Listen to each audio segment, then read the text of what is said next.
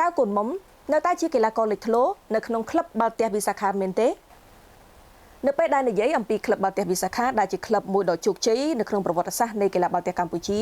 ឈ្មោះរបស់កូនមុំតែងតែត្រូវបានអ្នកគាំទ្រលើកឡើងជាញឹកញាប់តាមរយៈភាពជាអ្នកដឹកនាំសមត្ថភាពនៅលើទីលាននៃការប្រកួតរបស់គេជាពិសេសគឺជាការរួមចំណែករបស់គេនៅក្នុងក្រុមជម្រើសជាតិហើយកីឡាករមួយរូបនេះត្រូវបានមនុស្សជាច្រើនចាត់ទុកថាគឺជានិមិត្តរូបនៃ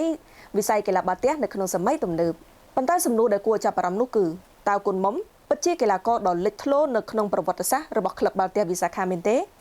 ភាពលេចធ្លោលើទីលានអ្វីដែលធ្វើឲ្យកូនមុំទទួលបានការគាំទ្រខ្លាំងគឺសមត្ថភាពនៃការប្រកួតរបស់គេជាច្រើនឆ្នាំមកនេះគេត្រូវបានចាត់ទុកថាជាកីឡាករស្នូលរបស់វិសាខានិងជាជម្រើសជាតិរបស់កម្ពុជារាល់ពេលមានការប្រកួតធំៗអ្នកគាំទ្រតែងតែរំពឹងថា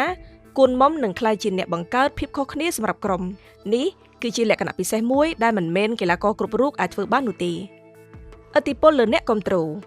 ក្នុងវិស័យកីឡាភាពល្បីល្បាញមិនត្រូវបានវាស់ត្រឹមសមត្ថភាពប៉ុណ្ណោះទេប៉ុន្តែថែមទាំងតាមរយៈឥទ្ធិពលដែលកីឡាករមានលើអ្នកគាំទ្រផងដែរបើមើលតាមបណ្ដាញសង្គមនិងការប្រកួតនានាកូនមុំគឺជាកីឡាករម្នាក់ដែលមានអ្នកគាំទ្រច្រើនបំផុតនៅក្នុងបាល់ទះកម្ពុជាសម្រាប់យុវជនជាច្រើនគេគឺជាគំរូនៃការខិតខំប្រឹងប្រែងនិងការតស៊ូដើម្បីឈានទៅដល់កម្រិតខ្ពស់ជោគជ័យជាមួយវិសាខា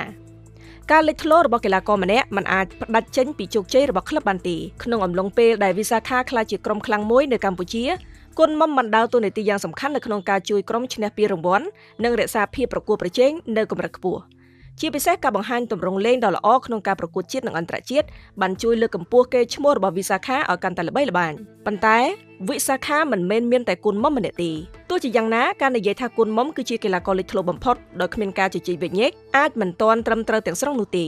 វិសាខាក៏ធ្លាប់មានកីឡាករឆ្នើមជាច្រើនដូចជាផលរតនៈសួនច័ន្ទណារ៉ូវឿនវាសនានិងកីឡាករចំនួនថ្មីៗមួយចំនួនដែលបានរួមចំណែកយ៉ាងធំធេងដល់ភាពជោគជ័យរបស់ក្លឹបបាល់ទះជាកីឡាក្រុមហើយគ្មានកីឡាករណាម្នាក់អាចនាំជោគជ័យមកក្លឹបបានតែម្នាក់ឯងឡើយ